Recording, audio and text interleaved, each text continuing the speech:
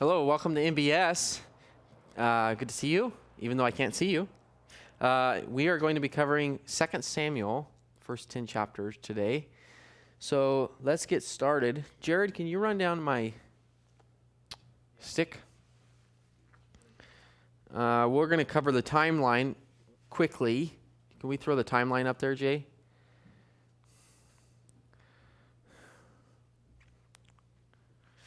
Excuse me, technical difficulties. We don't have a stick. I'll find it. No stick, so throw the camera up there. So you need to have this down pat. Creation 4,000, Abraham 2,000, Moses 15. We are at David 1,000 BC. These are rough dates.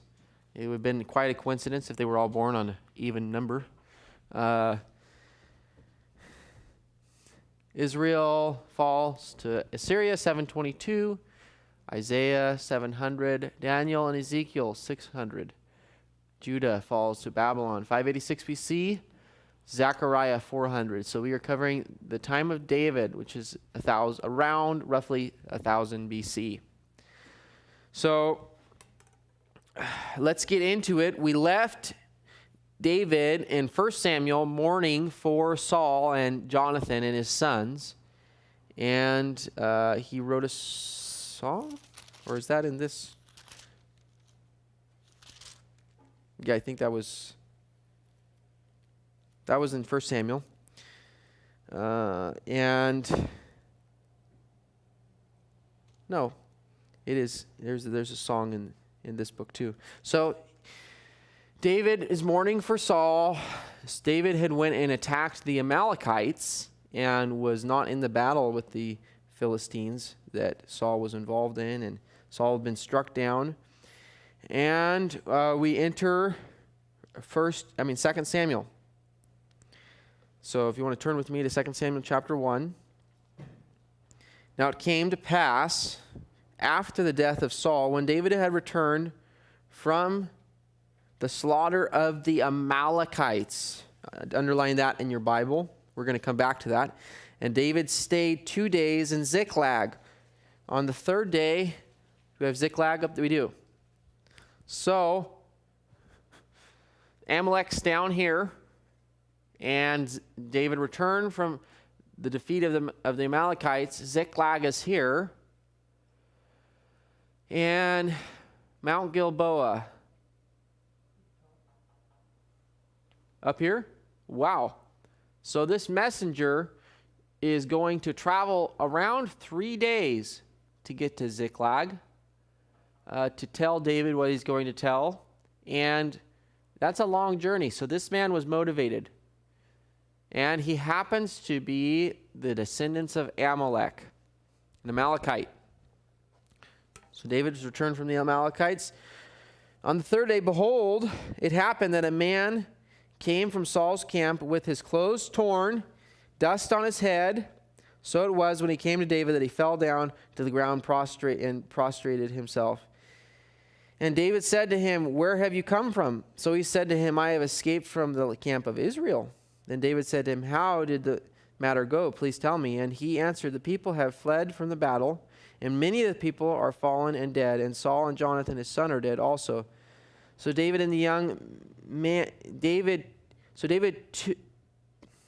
said to the young man who told him, "How do you know that Saul and Jonathan his son are dead?"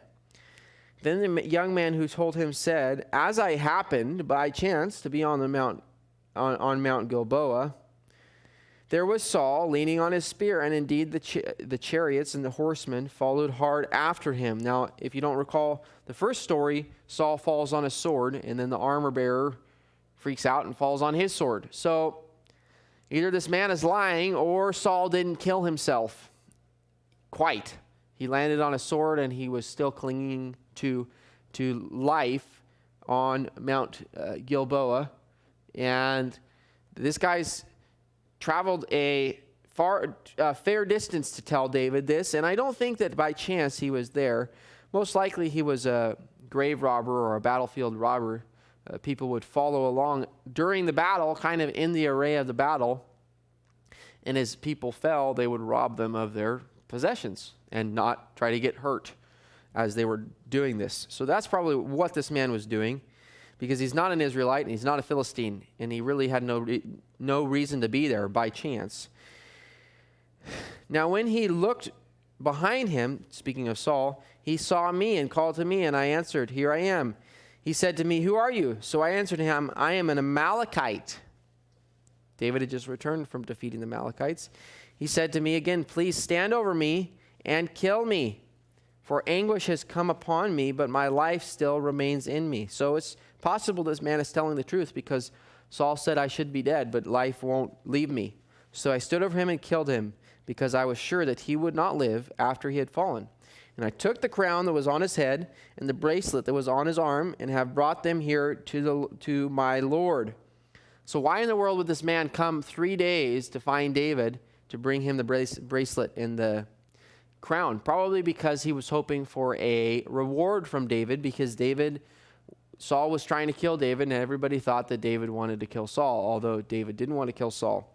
So this guy travels down to give David this stuff. Now, what do we know about the Amalekites? Exodus 17:8. The Amalekites are the very first people to fight against the children of Israel after the Egyptians, of course. And God told Saul that they needed to be destroyed. In 1 Samuel 15:3, that's actually, I believe, when Saul had the authority taken away from him. 15:3. Now go and attack Amalek and utterly destroy all that they have, and do not spare them, but kill both man and woman, infant and nursing child, ox and sheep, camels and donkeys. And if you go on, Saul did not do that. He defeated them. He kept the king alive, and he kept all the sheep because it was supposed to be a sacrifice for the Lord. Well, the Amalekite is the one that ends up killing Saul. Isn't that interesting? And then, side note, Esther 3:1, Haman is an Amalekite. Esther 3:1, slip to it really quick. Haman in Esther is the one that is trying to kill the Jews. And, oh boy. And isn't it fitting that he is an Amalekite? Every time you see an Amalekite, they're fighting against, trying to destroy the Jews. Esther 3:1. After these things, King Ahasuerus promoted Haman, the son of Hammedatha, the Agagite, and advanced him and set his seat above all the princes who were with him. What's an Agagite? An Agagite is a descendant of Agag, who was the king that Saul was supposed to kill, an Amalekite. So, little side note, an Amalekite was not supposed to be alive in Israel, and there was one alive, and he killed Saul. So, David doesn't give this man the warm welcome that he's expecting, but David gives him a little something else. Therefore, David took hold of his own clothes and tore them, and so did all the men who were with him. And they mourned and wept and fasted until evening for Saul and Jonathan, his son, for the people of the Lord, and for the house of Israel, because they had fallen by the sword. Then David said to the young man who told him, "Where are you from?" And he answered, "I am the son of an alien, an Amalekite." So David said to him, not a good idea to go into the camp right after David just wiped out all your relatives. Just a side note. David said to him, "How was it you were not afraid to put forth your hand to destroy the Lord's anointed?" Then David called one of the young men and said, "Go near and execute him." And he struck him so that he died. So David said to him, "Your blood is on your own head, for your mouth has testified against you, saying, 'I have killed the Lord's anointed.'" Then David lamented a lamentation for Saul and over Saul and over Jonathan his son. Okay, then there's a song about the lamentation of David, chapter 2. Rolling along here. David is anointed king over Judah, but Israel is not quite ready. Chapter 2. It happened after this that David inquired of the Lord, saying, shall I go up into the city of Judah? And the Lord said, go up. David said, where shall I go up? And he said to Hebron. David's communicating with God here. He's asking God every move he makes. You see that all throughout the life of David. He's asking God every move to make, except when he's in sin. So David went up there, and he and his two wives also, Ahinoam, the Jezreelite, and Abigail, the widow of Nabal, the Carmelite. And David brought up the men who were with him, every man in his household. So they dwelt in the cities of Hebron. Then the men of Judah came, and there they anointed David king over the house of Judah. The very first time that a tribe declares that David is their king is this day. But it's just Judah over the house of Judah. And they told David, saying, the men of Jabesh Gilead were the ones who buried Saul. Do we have Jabesh Gilead up here? They're in the south, right? Okay, so Jabesh Gilead is up here. And so David's down here in Hebron in the southern part. And he sends a message up to the men of Jabesh Gilead who came to the mountain of Gilboa, which is right around here, right? And took, well, actually, they went over to the cities of the Philistines and took Saul's body and buried it.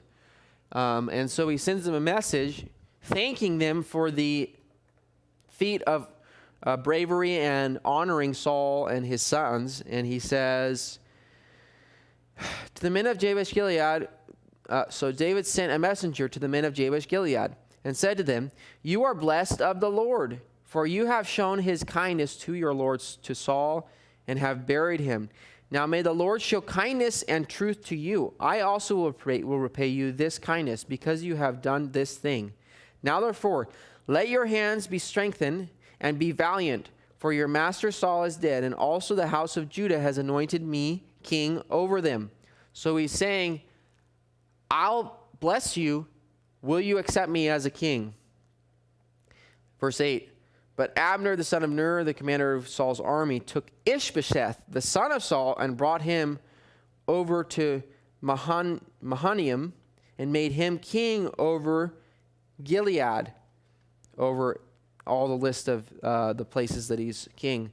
Verse 12, now Abner, the son of Ner, and the servants of Ishbosheth, the son of Saul, went out from Hamanon to Gibeon. So we have Mahanaim. Sorry, guys. Do we have Mahanaim? Okay, here. So Abner takes some of his guys, and Joab takes some of his guys, and they meet at Gibeon, right? They meet at Gibeon. They're going to duke it out. This is kind of a weird story, but it needs to be spoken because it has backdrop. So Joab, the son of Zeruiah, the servant of David, went out and met them by the pool of Gibeon. So they sat down, one on one side of the pool and the other on the other side. Then Abner, it's just such a weird scene. These guys are sitting next to the pool, and they're like, should we fight? Let's see what the young men can do. Let's let them fight.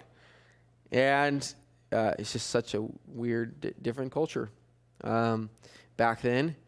Then Abner said to Joab, let the young men now arise and compete before us. Let's watch them fight.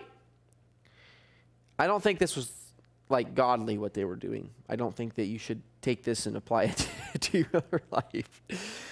And let them compete before us. And Joab said to them, let them arise. So they arose and went over by number, 12 from Benjamin, followers of Ishbosheth, the son of Saul, and 12 from the servant of David. And each one grasped his opponent by the beard and thrust his sword into his opponent's side. So they all fell down together. Therefore, that place was called the field of the sharp sword, which is in Gibeon. So they literally, 12 guys line up, and they didn't have really very much variety in their fighting technique. They all just probably grabbed the sword with the beard with their left hand and struck with their right hand, and they all just kind of, I guess, did it simultaneously. And They all died. They weren't experienced fighters. They had gotten the attack, but they hadn't gotten the defense yet. So a fight starts, a fierce battle. Verse 17, and Abner and the men of Israel were beaten before the servants of David. Now the 3 sons of Zeruiah were there, Joab, Abishai, and Asahel. And Asahel was as fleet of foot as a wild gazelle. Asahel was a runner. And Asahel takes off to pursue Abner, verse 19, and was not turning aside. Asahel was on Abner because Abner was the commander of the army of Ishbosheth. Then Abner looked behind him, so they're running along, and Abner looked behind him and said, "Are you Asahel?" And he answered, "I am. Slow down. I want to get you." Like, it's so weird. He's running. "Hey, are you Joab's brother?" "Yeah." "Quit following me." "No, I'm going to kill you. I'm not going to stop." "Sorry." That's literally the story. Asahel's running after him, and Abner says, "Turn aside and do not follow me. Why should I strike you down? How then could I face your brother Joab?" He says, "I don't want to kill you. Joab has respect for me. I have respect for Joab. How am I going to see your brother after I've killed you? However, you've refused to turn aside. Nope, I'm not going to do that." Then Abner struck him in the stomach with the blunt end of his spear, so that the spear came out his back. And he fell down there and died on the spot. That's where that phrase came from, on the spot. He died on the spot. So it was that that as many as came to that place where Asahel fell down and died stood still. It was not a pretty scene. So picture this. These 2 guys are running. One's behind him. And Abner takes the blunt end of his spear, not the sharp end, and sticks it through the stomach of Asahel to where it comes out his back.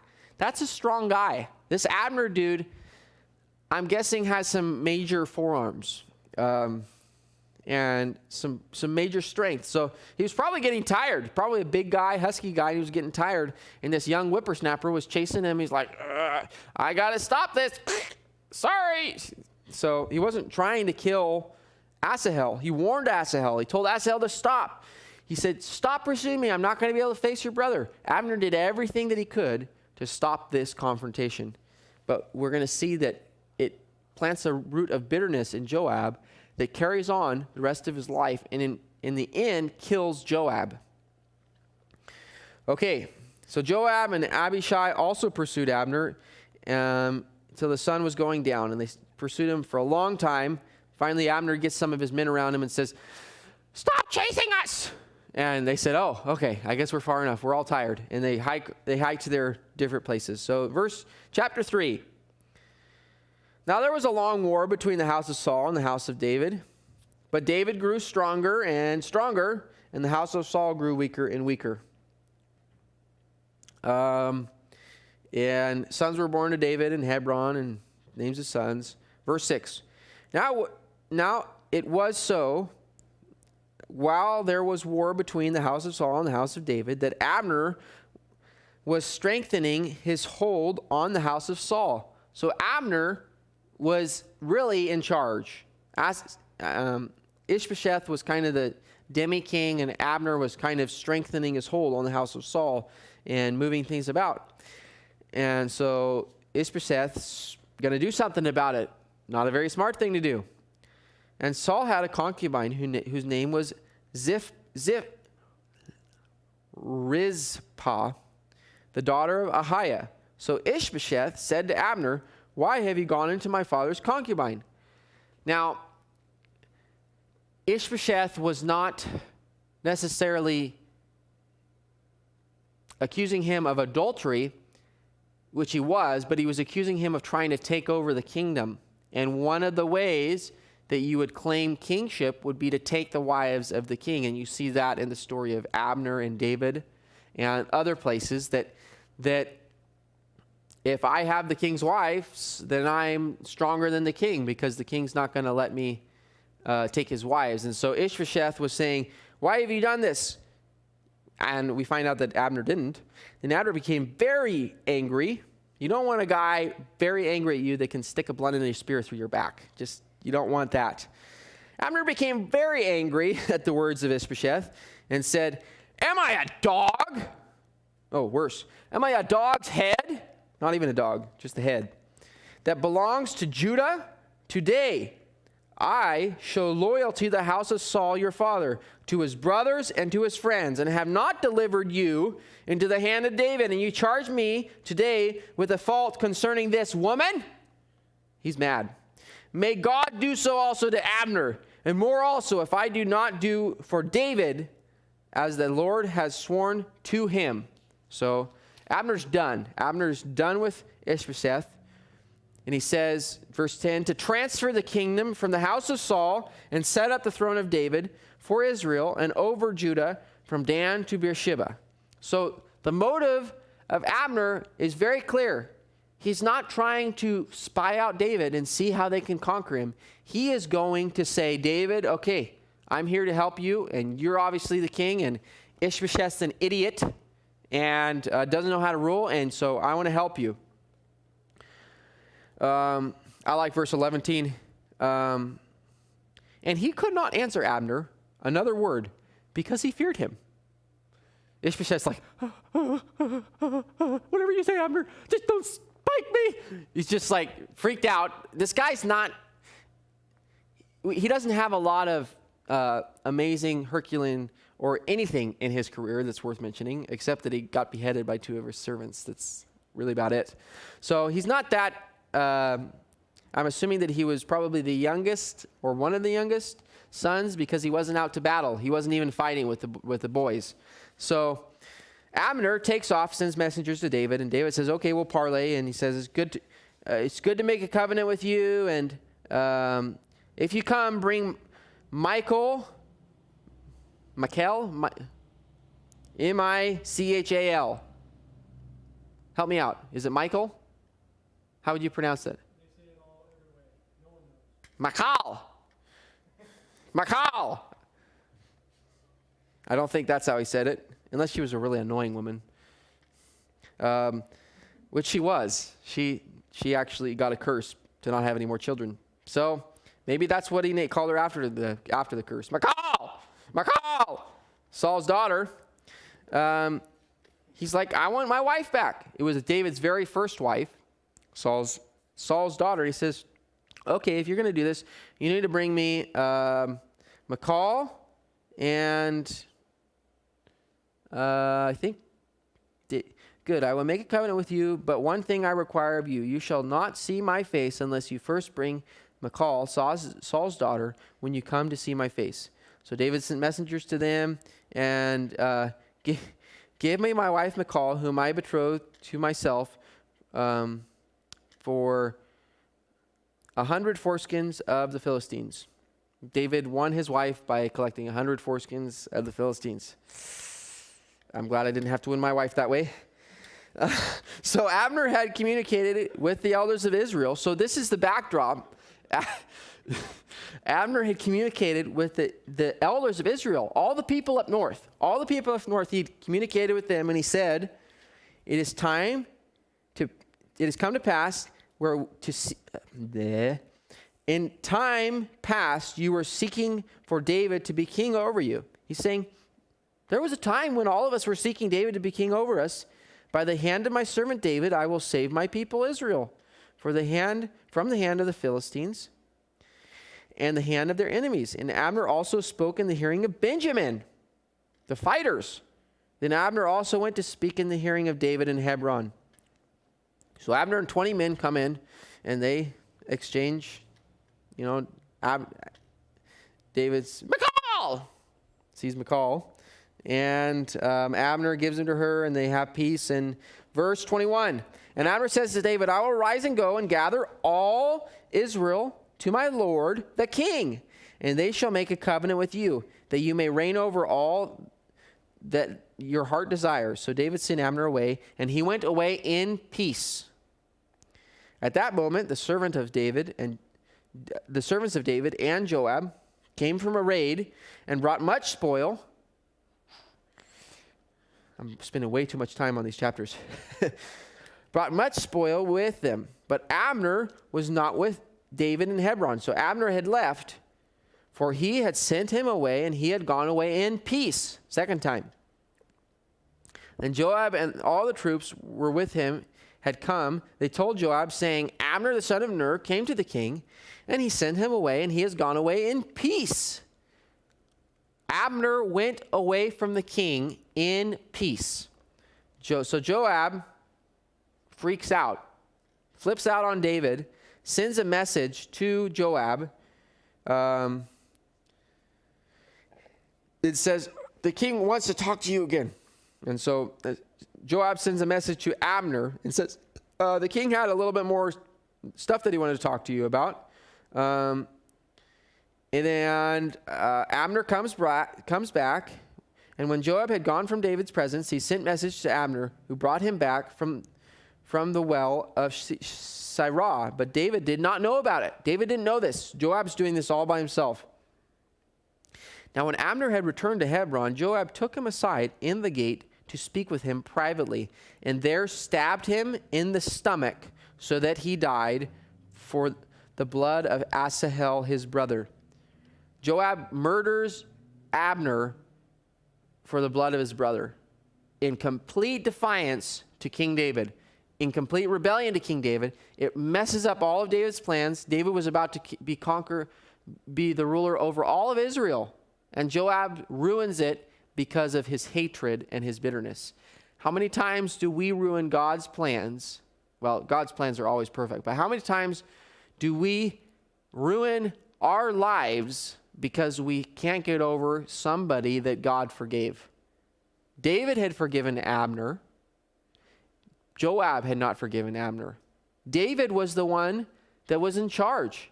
Joab was not, but Joab wasn't going to forgive Abner, and he wasn't going to forget. And it ruins Joab's life. In the end, David says, kill Joab. Don't let his head go down and rest. Don't let bitterness destroy you. And if God has forgiven somebody, or somebody else has forgiven somebody, we're commanded that we're supposed to forgive. It's not an option. It's not, you can forgive if it feels good. We're commanded in the New Testament to forgive our trespasses. Forgive others our trespasses, just as God forgives us. And so Joab didn't do that. Joab didn't listen to David. And David said, let it rest on the head. After David heard about it, he said, my kingdom and I are guiltless before the Lord forever of the blood of Abner, the son of Ner. And he pronounces a curse on David and says, on Joab, and says, let it rest on the head of Joab and on all his father's house, and let there never fail to be in the house of Joab one who has a discharge, or is a leper, or who leans on the staff, or falls by the sword, or who lacks bread. So Joab and Abishai, his brother, killed Abner. Abishai was involved in it somehow. We don't know how, but Abishai was involved in the murder of it. So let's switch over to chapter 4. Okay, so Ishbosheth is laying down in the tent. Two of his servants go in. They cut off his head. He should have had different servants. You know, when you go to hire a servant, you want to look on their resume and see if they've cut off anybody's head recently. And if they have, you don't want to hire that person. Ishbosheth should have filtered his employees a little bit better. So Ishbosheth's laying down in the tent. They go in, they kill him, they cut off his head. And they came all the way into the house as though to get wheat, and they stabbed him in the stomach and escaped. And there he was lying on the bed, and they struck him and killed him, beheaded him, and took his head. Ugh. I mean, what'd they carry it? Like, it's just, they had to hike with it. And they brought the head of Ishbosheth to David at Hebron. So this came from Jezreel. Do we have Jezreel up there? Yeah, Jezreel up here all the way down to Hebron. Here. 2-day journey. Maybe 1 day. What do you think, Jay? Could you do that in a day with a head? Probably 2 days. 40 miles is 40 miles. Okay, so 40-mile trek, 2 guys with a basket, and they bring it to David. Things have not turned out good when people bring news of killing people to David. So let's see what happens here. They brought it to David, and they said, here's the head of Ishbosheth, the son of Saul, your enemy, who sought your life. And the Lord has avenged my lord the king this day of Saul and his descendants. And David says, gives him a little history lesson. But David answered Rechab and Baanah, or banana. It's almost banana. Rechab and Baanah, his brother. If your brother's named Banana, and he says, let's go cut the king's head off, don't do it. Just don't do it.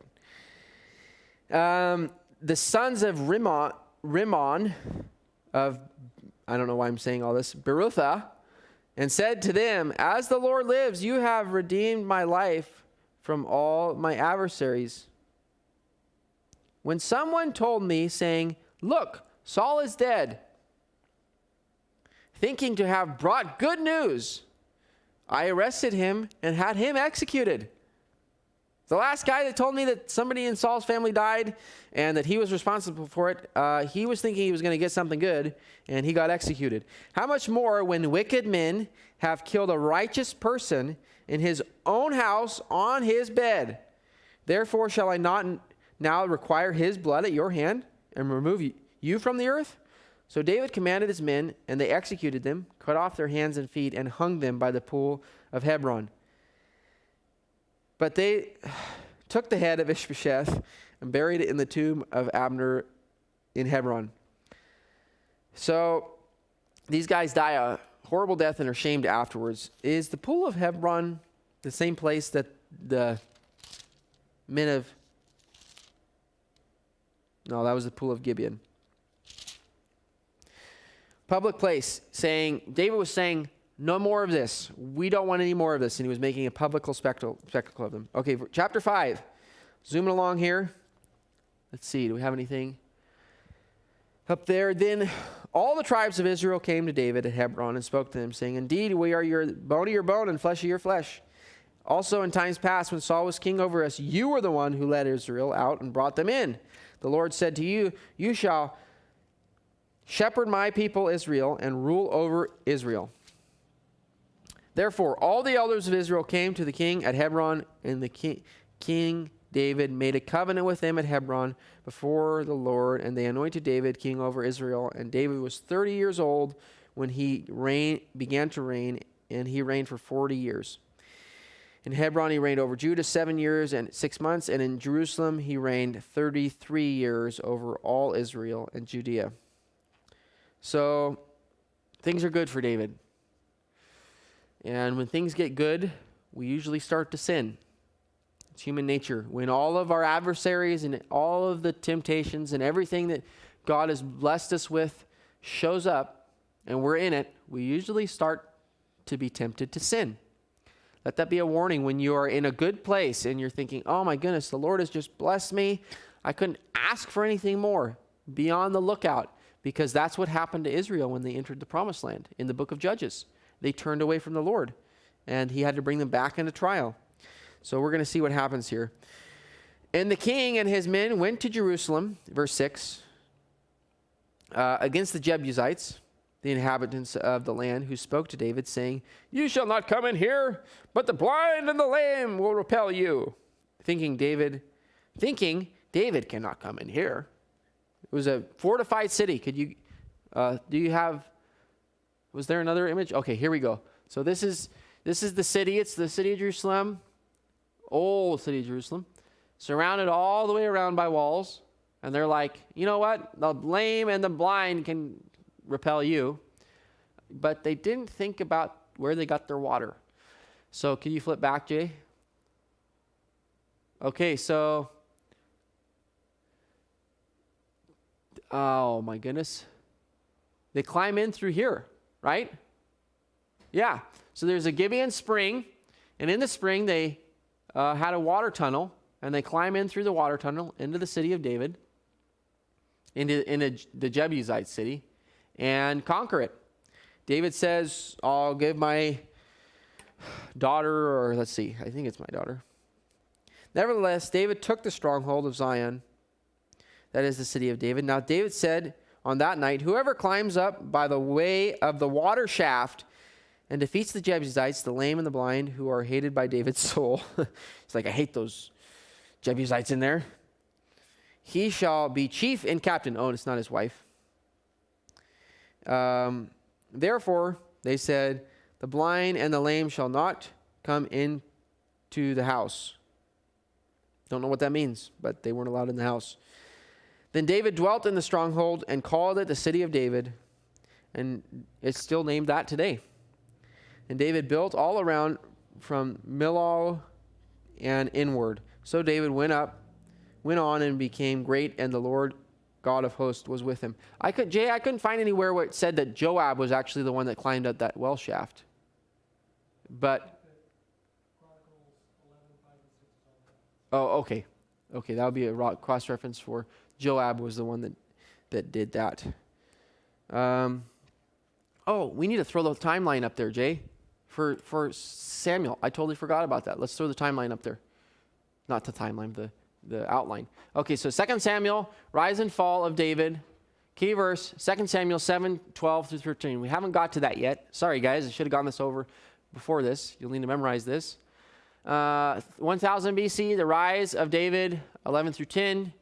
United kingdoms, conquers Jerusalem. Sorry, it's hard to see up here. The light's right in the wrong spot. And the Davidic covenant. And then we will cover the fall next week. So leave that up there. We'll leave that up there for a second. You want to just let the camera span on that in the little corner if you can do that so that they can write this down if they'd like. And I'm just going to keep on reading because we are running out of time. Okay. Catch my breath. Okay. David has an alliance with Tyre. That's good because if you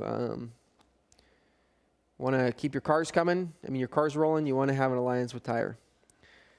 Tyre was a rich city on the coast, and David needed some chariot wheels, so make an alliance with Tyre. And David, this is where he starts to make bad decisions. Life's good. More wives.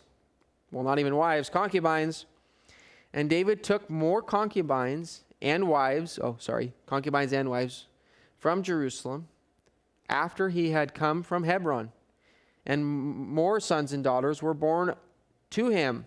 What does Numbers 17:17 say? Deuteronomy?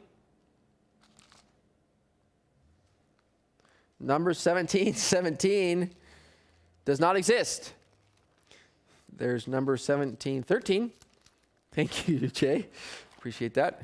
Deuteronomy 17:17.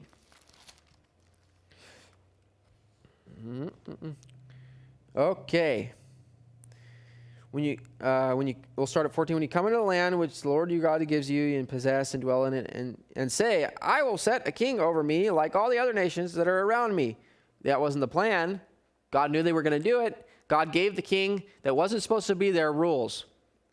It's so funny. Like, I know you're going to want a king, but you're not supposed to have a king. But when you have a king, this is what he should do. You shall surely set a king over you, whom the Lord your God chose, one from among your brethren. You shall set as king over you. They had done that.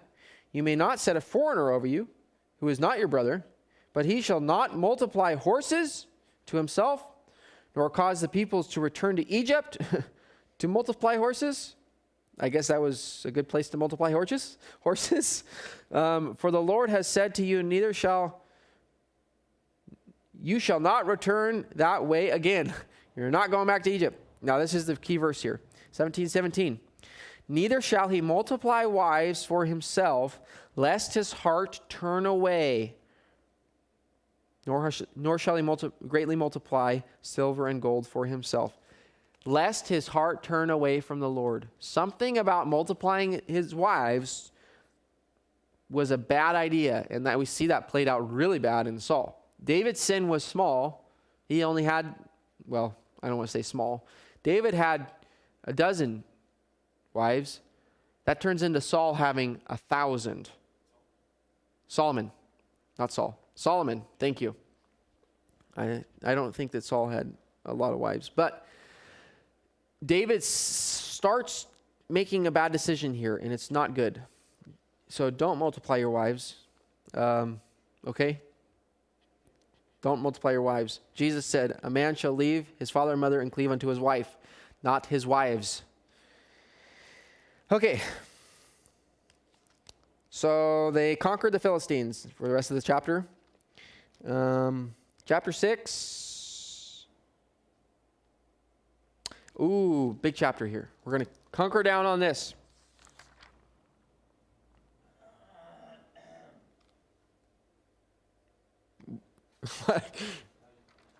Oh, okay. Chapter 6. Big chapter.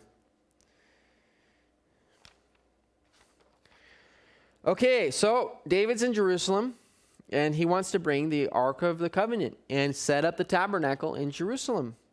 Again, David gathered all the choice men of Israel, 30,000, and David arose and went with him all the people who were with him from Baal, Judah, to bring up from there the Ark of God, whose name is called the Lord of Hosts, who dwells between the cherubim. Baal, Judah. Did I read that right? Baal, Judah. Do we have that on here, Jay? It is somewhere in here. And they brought it to Jerusalem. I'm assuming it was not right next to Jerusalem, but a ways off. And, they set the Ark of God on a new cart.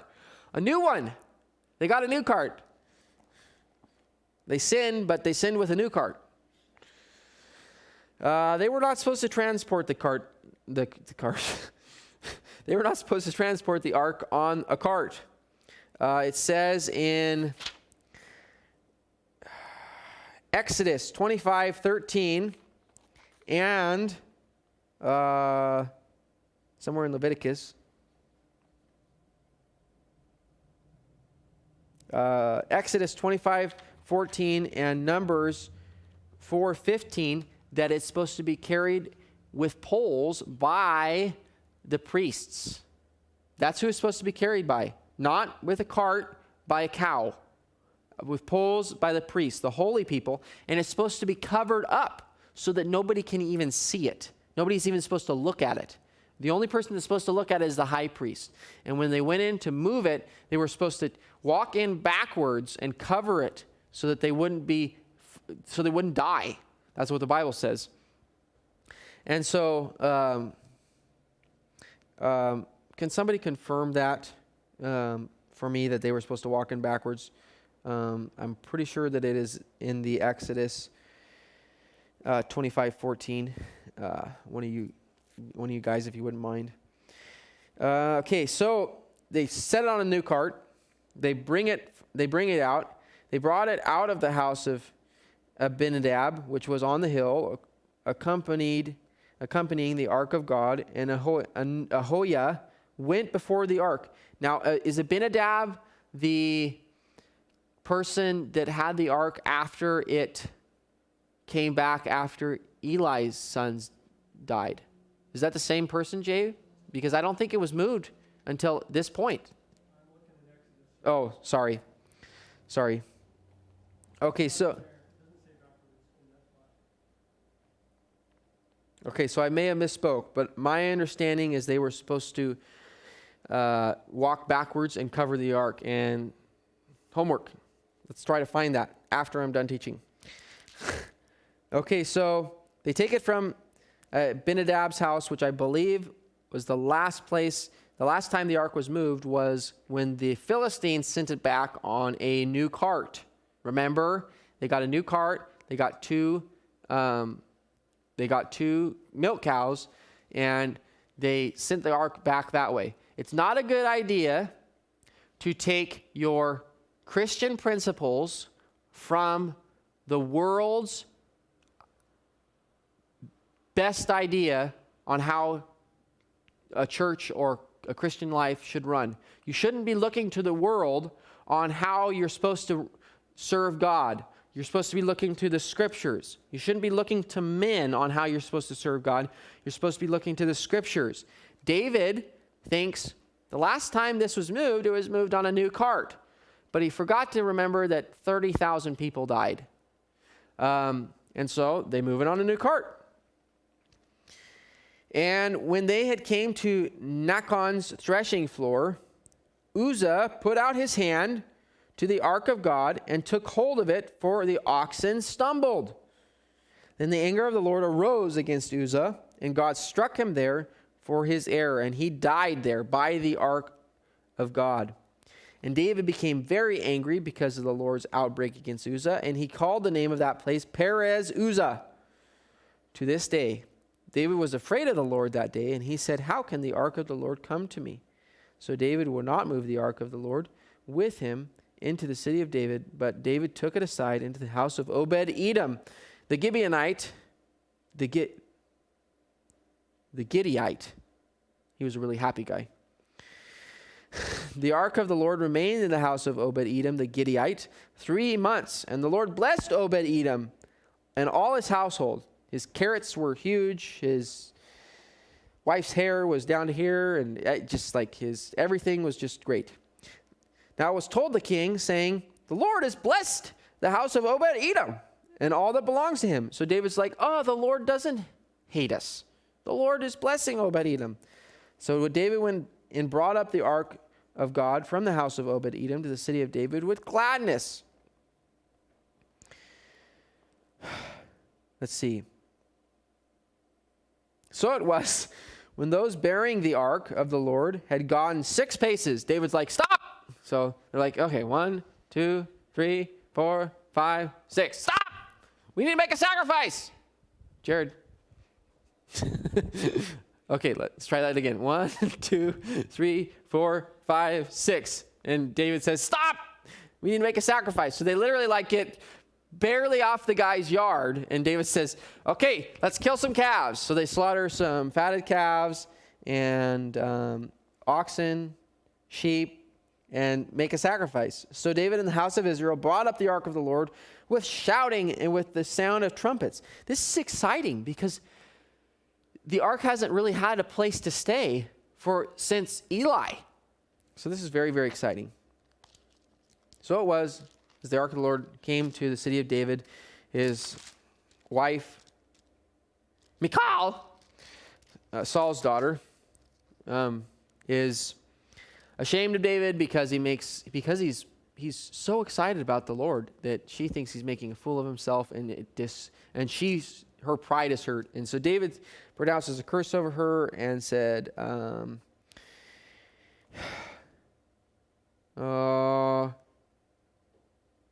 "It was before the Lord who chose me instead of your father and all the house to appoint me ruler of Israel. Therefore I will play music before the Lord, and I will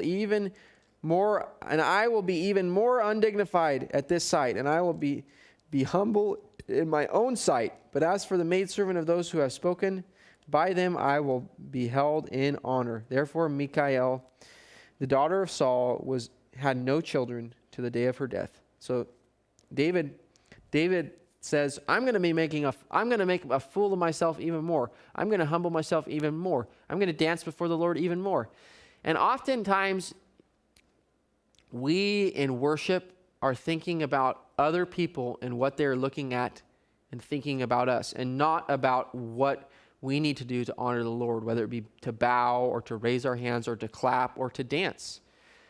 And David was not doing this in a dishonoring way to the Lord. He wasn't doing it in a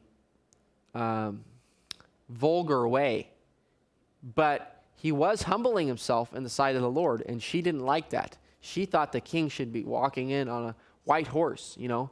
And David's like, no, I'm a servant of the Lord, and I will humble myself even more to the Lord. And she doesn't have any kids. So, chapter 7. David's forbidden to build the house of God. David says, I'm dwelling in a house, and the Lord has given us rest from all the enemies. And he says, let's make a house for the Lord instead of a tent. Let's make him a house of cedar, because I have a house of cedar. And warning to people that if they come and ask you for advice and you don't seek the Lord, it's not good, because Nathan, the prophet, says, go, do all as your heart desires, for the Lord is with you. Nathan did not ask God. But it happened that night that the word of the Lord came to Nathan, saying, go and tell my servant David, thus says the Lord, you built a house for me. Would you build a house for me to dwell in? For I have not dwelt in a house since the time that I was brought the children of Israel up from Egypt. And he goes on and he says, wherever I have moved about with the children of Israel, have I ever spoken to anyone from the tribes of Israel, whom I commanded to shepherd my people of Israel, saying, why have you not built me a house of cedar? God says, have I ever asked for a house of cedar? David, when did I ask for a house of cedar? I never asked for a house of cedar. And I have been with you wherever you have gone, and have cut off all your enemies. He says, I'm not stuck to a house. Moreover, I will appoint a place for my children Israel, and I will plant them, that they may dwell in the place of their own, and move no more, nor shall the sons of the wickedness oppress them any more as previously. Since the time that I commanded judges to be over my people Israel, and have caused you to rest from all your enemies, also the Lord tells you that he will make you a house. When your days are fulfilled and you rest with your fathers, he's talking to David here. When your days are fulfilled and you rest with your fathers, I will set up your seed after you, who will come from your own body, and I will establish his kingdom. He shall build a house for me. He shall build a house for my name, and I will establish the throne of his kingdom forever. This is not talking about Solomon. This is talking about Jesus, that verse. I will be his father, and he shall be my son. If he commits iniquity, I will chasten him with the rod of men, with the blows of the sons of men. So, this is a dual prophecy. It's talking about Solomon and Jesus, but Jesus didn't need chastening because Jesus never committed iniquity. But my mercy shall not depart from him, as I took it from Saul, whom I removed from before you. And your house and your kingdom shall be established forever before you. Your throne shall be established forever. According to all these words and according to all the vision, so Nathan spoke to David. So Nathan comes and tells David this amazing prophecy. David's like, I want to build a house for the Lord. And goes and asks Nathan about that. And Nathan says, oh yeah, go do whatever you want. The Lord be with you. It's so dangerous for people in leadership to do that. But Nathan comes back and says, I don't need a house, but I'm going to bless you with amazing prophecy about your generation. And I wanted to talk about Revelation 5:5.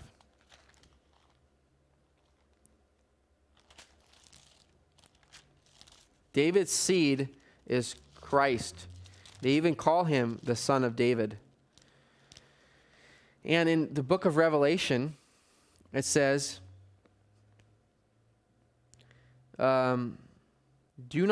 But one of the elders said to me, do not weep. Behold, the Lion of the tribe of Judah, the Root of David, has prevailed to open the scroll and to loose its 7 seals. The Root of David. the offspring of David. Jesus Christ was the offspring of David. He was in the lineage of David on his mother and his father's side. And it's an amazing story of how he didn't receive the blood curse, but he received the kingship through his dad, and he didn't receive the kingship, but he received the blood of David without the blood curse through his mother. So it's an amazing story. Too much to go into right now, but David's kingdom is established forever, and it goes all the way into the book of Revelation in Jesus' throne, and that is the ultimate throne that will never be done away with. He shall build a house for my name, and I will establish the throne of his kingdom forever. What's the house that Jesus built for Christ? For God? Is it not us? Jesus says that we are the temple of God. And Jesus has built a holy temple, a spiritual temple, out of his children. And we are the eternal temple, and Jesus' throne is going to last forever and ever. So David just goes and he's just like, oh my goodness, God, and falls on his face in the temple and just worships God and is just amazed at this prophecy, as it's a pretty amazing prophecy. Okay, so chapter 8. After this, it came to pass that David attacked the Philistines. And then he attacked the Moabites, and he attacked Zoab and Syria. And David made himself a name, and he returned from killing 18,000 Syrians in the valley of the Salt. He also put a garrison in Edom. Throughout Edom, he put a garrison. So if we had this is the picture of David's kingdom. It's a pretty big kingdom. Goes all the way up to Hamath, all the way down to Eloth. Encompasses Amalek, Edom, Moab, Ammon. A big portion of the Philistines there, but there is still a little bit of Philistine land that isn't. Tyre made a covenant with him, and he's got a big kingdom here. Not as big as his son Saul's, but Solomon, his son Solomon's. So he defeats a lot of people in chapter 8. We're going to skip over that chapter for the most part. Chapter 9. Oh, man. So much to cover. When do you get me a drink of water? Now, David said, chapter 9, this is a really, really important chapter. It really shows the kindness in David's heart. He was a ruthless fighter and an amazing man of war, but he was so compassionate and caring too. Now, David said, is there still anyone who is left in the house of Saul, that I may show him kindness for Jonathan's sake? If you remember, Jonathan says, David, grant me this promise, don't be harsh to my descendants. And David wants to show some kindness to Saul's house. He can't think of anybody left in Saul's house. And there was a servant of the house of Saul whose name was Ziba. So when they had called him to David, the king said to him, are you Ziba? He said,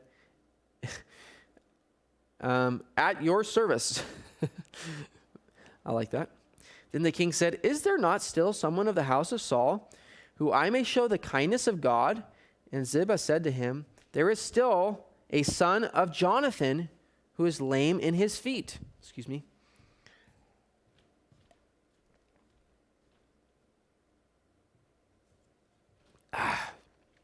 Thank you. So this is amazing. A son of Jonathan.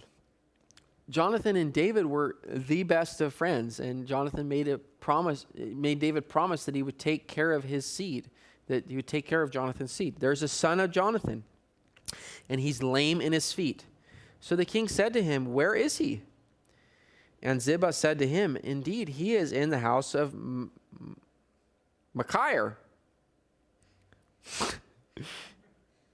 He's related to Micah, the son of Amel in Debar. Then the king sent and brought him out of the house of Machir, the son of Amel, from Lo-debar. Now, when Mephibosheth, the son of Jonathan, the son of Saul, had come to David, he fell on his face and prostrated himself. Then David said, Mephibosheth, and he answered, Here is your servant.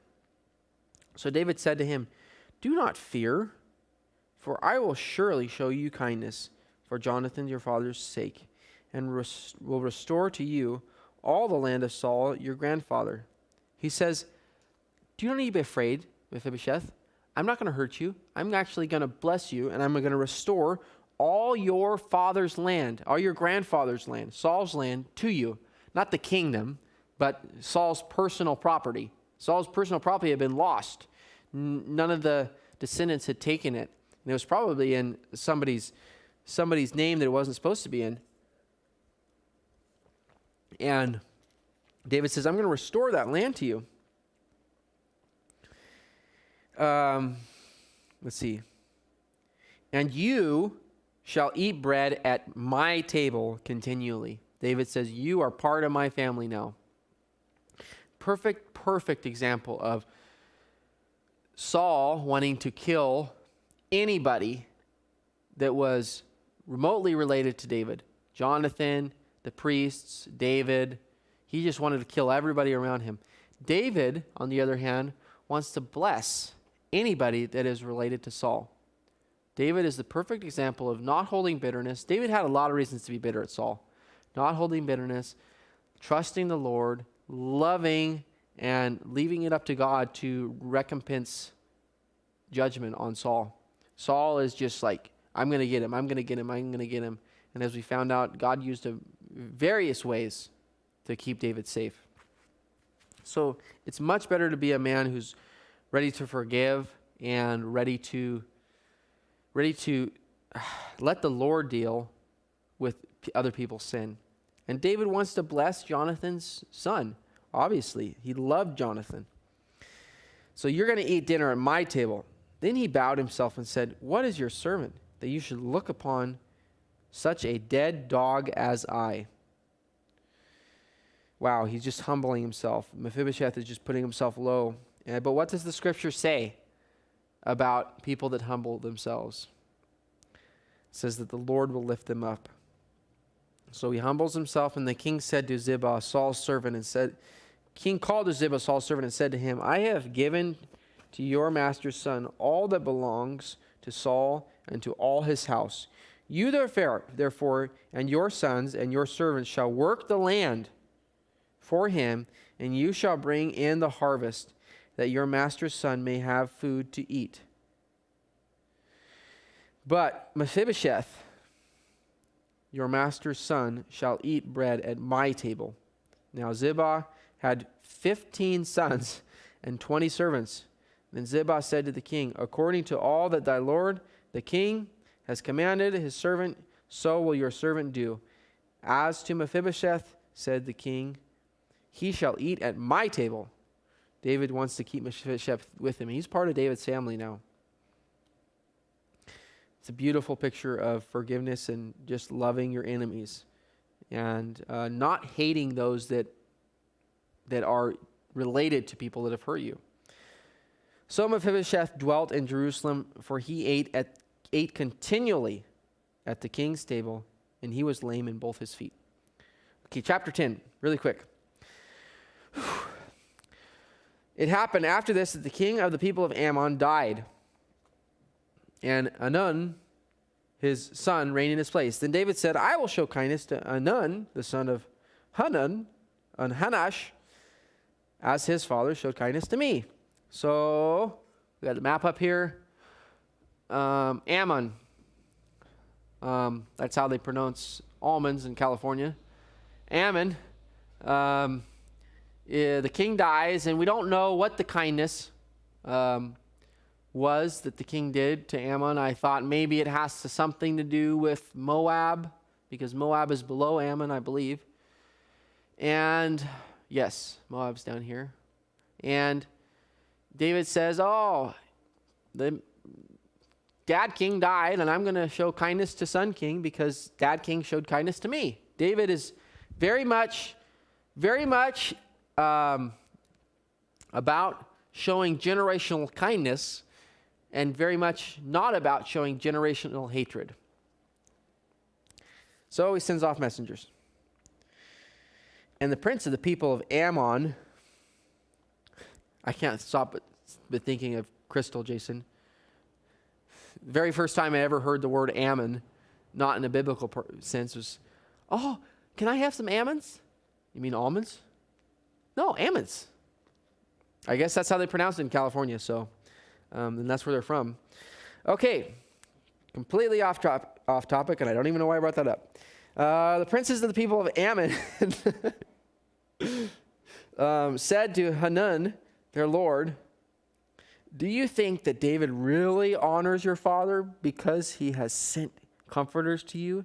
Has David not rather sent his servants to search out the city, to spy it out, and to overthrow it? They're like, they're spies.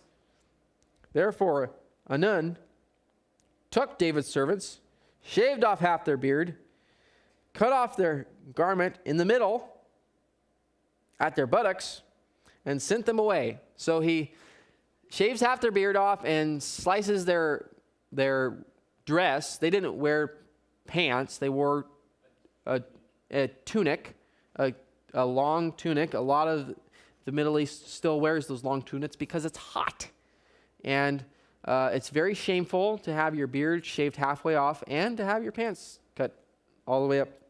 And so they take off. They figure out that they're not welcome and and leave. The barbers there were really poor. Couldn't get a decent shave in Ammon.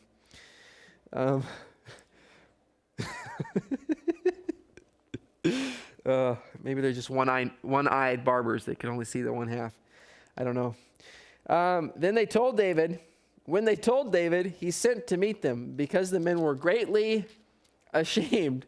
And the king said, wait at Jericho until your beards grow and get yourself a new pair of pants and then return. So David's like, you don't have to be. So it's very shameful. It was very, very shameful to lose half your beard. I don't know why, but it was. It was a sign of manliness, I guess, and we don't get it in our culture. Although it would kind of look weird to have half a beard, but you know, kids these days, you never know what they're going to come up with. So they're ashamed. The king says, stay in town until your beard grows back. And they did. And when the people of Ammon saw that they had made themselves repulsive to David, the people of Ammon sent and hired the Assyrians of Beth Harab and the Assyrians of Zobah, 20,000 foot soldiers. And from the king of Maacah, 1,000 men, and from Ishtoth, 12,000 men. Now David heard of it. He sent Joab, all the armies of the mighty men, and the people of Ammon came out and put themselves in battle array against the entrance of the gate. So they're guarding the city. The Ammonites are guarding the city. The Israelites are coming in to fight them. And the Assyrians are coming in from the backside. So the Assyrians are up here of the north, up around here. And they hire them to come and help Ammon. They hire mercenaries to come and help Ammon keep David from defeating them. And the rest of the people he put under... Okay, so Joab saw the battle and line against him before and behind. He chose some of Israel's best and put them in battle array against Assyria. So the Assyrians are fighting outside the city. The Ammonites are fighting to protect the city. The rest of the people he put under the command of Abishai, his brother, that he might set them in battle array against the people of Ammon.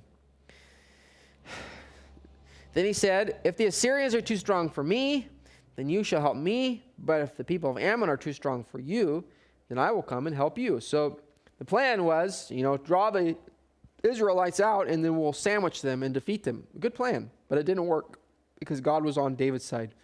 So Joab said, verse 12, be of good courage and let us be strong for our people and for the city of our God, and may the Lord do what is good in his sight. This is a good sign. Joab was not all bad, but he ended up being all bad. Joab says, let's be strong for the Lord, Kazak v'yamats, and be strong for our people, and the Lord's going to do what he's going to do. So Joab and the people who were with him drew near for the battle against the Assyrians, and they fled. So the mercenaries fled. And the people of Ammon saw that the Syrians were fleeing. They also fled before Abishai and entered the city. So Joab returned from the people of Ammon and went to Jerusalem. When the Assyrians saw they had been defeated by Israel, they gathered together to fight. Then Hadadezer sent and brought out the Assyrians who were beyond the river, and they came to Helam. And Solobach, the commander of the Hadadezer's army, went before them. When it was told David, he gathered all Israel, crossed over the Jordan. So David's going to fight now. Crossed over to the Jordan and came to Helam. And the Syrians set themselves in battle array against David and fought with him.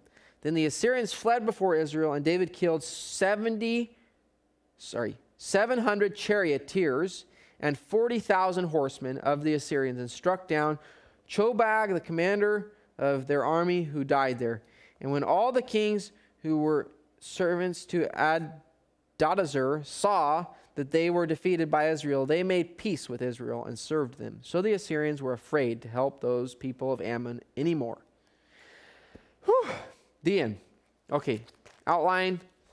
We covered first outline 1 through 3. What you need to remember: uniting the kingdom, conquering of Jerusalem, and David's covenant. Chapter 7. Oh, we didn't cover the key verse. Let's flip over into the key verse really quick. Read that. Sorry, I'm going long, guys. Chapter 7, key verse.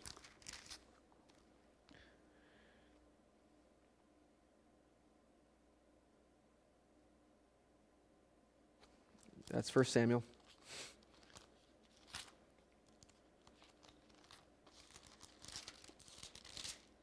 Okay. We did read it, but we didn't say that it was the key verse. So chapter 7's key verse is, 2 Samuel's key verse is chapter 7, 12 through 13. But when your days are fulfilled and you rest with your fathers, I will set up your seed after you, who will come from your body, and will establish his kingdom. He shall build a house for my name, and I will establish the throne of his kingdom forever. Okay, so that's the key verse. Next week we will cover the fall, 11 through 24. And thank you very much for listening.